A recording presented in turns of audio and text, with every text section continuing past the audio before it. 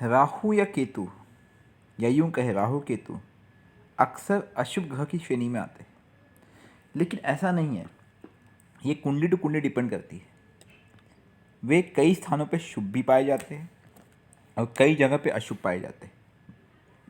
अब राहु या केतु शुभ है या अशुभ, ये कैसे पता लगाए? सबसे पहले समझिए कि राहु केतु एक छाया ग्रह है, मतलब उनका अस्तित्व नहीं होते हुए भी उनका अस्तित्व है। वे सामने वाले के प्रभाव को खुद लेते हैं और सामने वाले का प्रभाव क्षीण कर देते हैं। अब बात करें शुभता की, तो राहु केतु शुभ कहाँ होते हैं?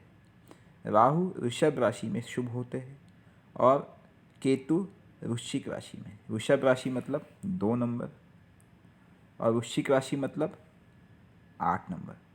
अर्थात राहु शुक्र की राशि वृषभ में शुभ पाए जाते हैं और केतु मंगल की राशि वृश्चिक में शुभ पाए जाते हैं, क्योंकि उसमें ये दोनों उच्च के होते हैं।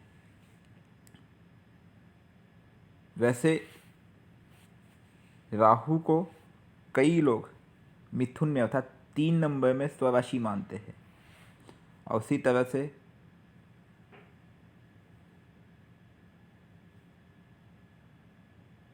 धनु में अर्थात 9 नंबर में केतु को माना जाता है। लेकिन कई लोग वृषभ और वृश्चिक में ही इनको उच्च का माना जाता है।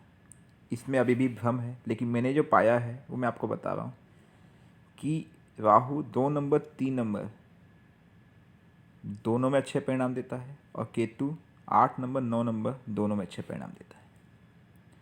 जबकि उल्टा कहे तो ये केतु 2 नंबर में नीच का हो जाता है और राहु 8 नंबर में नीच का हो जाता है। इस बात को भी ध्यान में रखना हमेशा।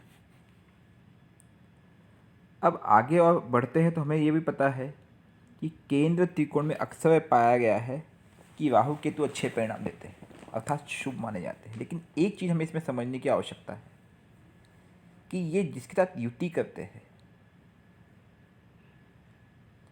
वो ग्रह अपनी शुभता इस छाया ग्रह को दे देते हैं। जैसे अगर राहु बृहस्पति के साथ आ जाए तो राहु क्या करेगा? बृहस्पति को अपना नेगेटिव इमेज दे देगा, छाया डाल देगा और बृहस्पति का शुभ प्रभाव खुद ले लेगा। ये सबसे बड़ी बात है जो लोग समझ नहीं पाते।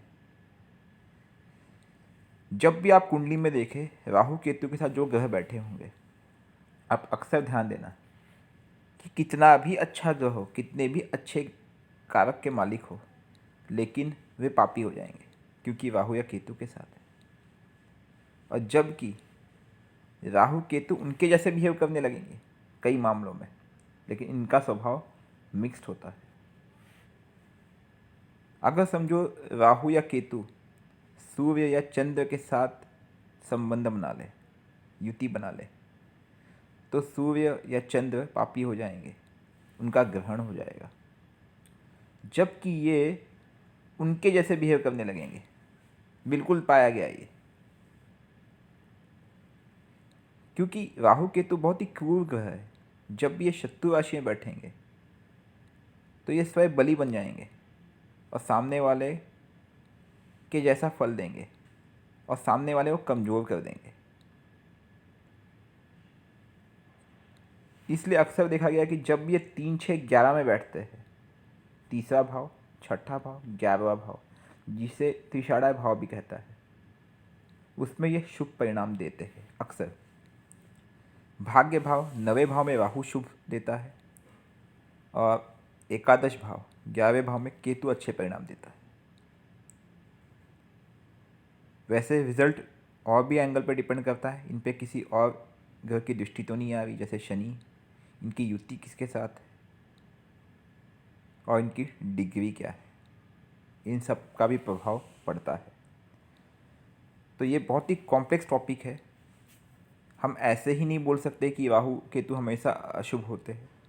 ये कई बार बहुत अच्छे काम भी करते हैं। मैंने कई कुंडलियाँ देखी है जिसमें राहु केतु ने व्यक्ति को धनी बना दिया है।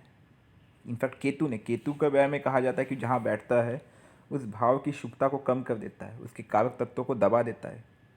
संकुचित कर देता है, लेकिन वो जब मदद करता है तो बहुत हद तक मदद करता है। तो ये सिद्धांत जो मैंने अभी आपको बताया है, इसको आप ध्यान रखिएगा और इस तरह से पता लगाए कि आपकी कुंडली में राहु या केतु शुभ है या अशुभ। जय माता दी।